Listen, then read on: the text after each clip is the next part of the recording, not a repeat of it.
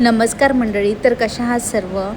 तर आजचा व्हिडिओ माझा असणार आहे वड्यांचा, ज्या की मिक्स डाळीच्या असतात. काही भागात याला सांडगे पण म्हणतात, पण आम्ही याला वड्या म्हणतो. आणि ते बनवण्यासाठी आपण मिक्स डाळींचा वापर करतो आणि हे वर्षभर स्टोअर होतं. तर मग चला सुरुवात करूया. तर इकडे वड्या बनवण्यासाठी मी 4 प्रकारच्या डाळी घेतलेल्या आहेत. त्यामध्ये आहे पाव किलो हरभऱ्याची, पाव किलो चवळीची, 1 किलो मुगाची आणि 1 किलो मटकीची डाळ असे भिजून घेतले आणि त्यांना असं स्वच्छ पाण्याने धुवून घ्यायचे जोपर्यंत त्यातलं ते चिकट पाणी जात नाही. तर हे जे डाळी घेतलेले आहे यांना आपल्याला स्वच्छ पाण्याने धुवून घ्यायचं आहे आणि पाण्यात म्हणजे 3 ते 4 वेळा तरी आपल्याला त्यांना स्वच्छ धुवून घ्यायचं आहे. म्हणजेच त्याच्यामध्ये काय सालपट असेल किंवा काय असेल, डाळीच्या वरचे जे साल असतात ते सगळं पाण्यात टाकून थोडं चवळलं ना की ते आपल्याआप निघून जातं आणि डाळ चांगली आपली स्वच्छ होते. त्यासाठी याला 3 ते 4 वेळा जेवढं पाण्यात असं घाण पाणी जाईल किंवा असं थोडंसं फिकट पाणी येईल तोपर्यंत त्याला आपल्याला स्वच्छ धुवून घ्यायचं आहे. तर बघू शकता इथे मी सर्व ज्या डाळी घेतलेल्या आहेत त्यांना 3 ते 4 वेळा पाण्याने स्वच्छ धुवून घेणार आहे, म्हणजे ते चांगले क्लीन होतील.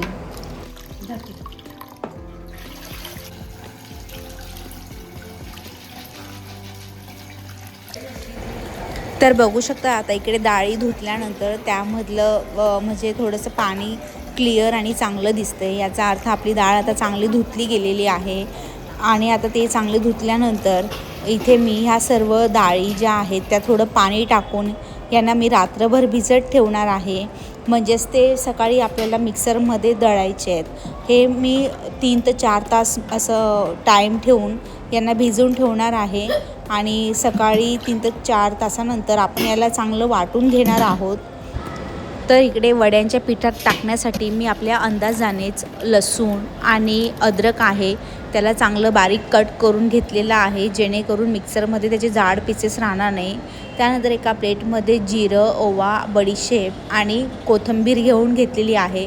आपल्याला हे पण वड्यांमध्ये टाकून घ्यायचं आहे, जेणेकरून त्याची टेस्ट खूप छान येईल.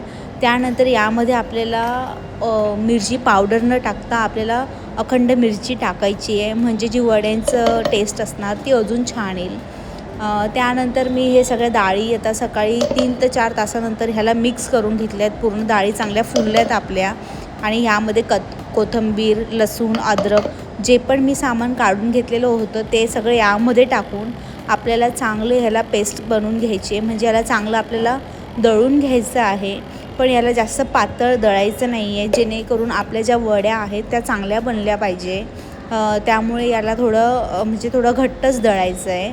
आणि आता हे पीठ पूर्ण दळून झाल्यानंतर यामध्ये आपण थोडंसं चवीनुसार मीठ टाकून घ्यायचं आहे आणि थोडी लाल चटणी टाकून घ्यायची आहे, म्हणजे त्याला थोडासा तिखटपणा चांगला येईल. आणि हे टाकून झाल्यानंतर पिठाला आपल्याला चांगलं मिक्स करून घ्यायचं आहे.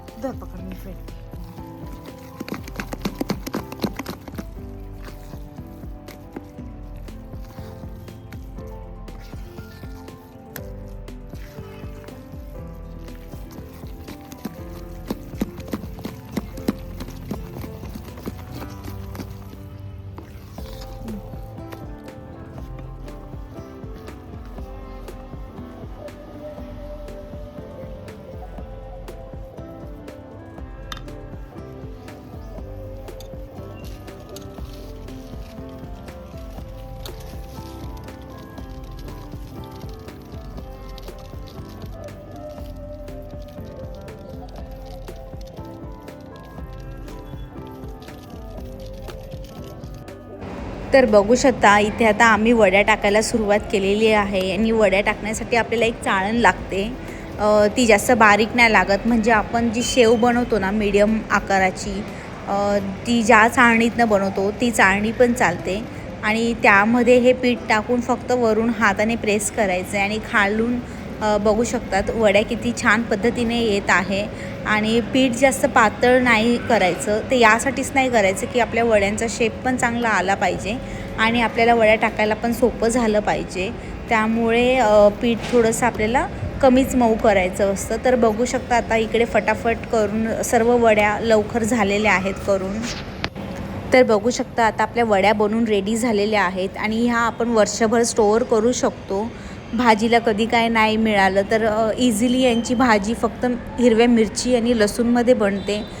तर मग तुम्हाला वड्यांची रेसिपी कशी वाटली, आवडली असेल तर लाईक कमेंट करून नक्की कळवा. थँक्यू.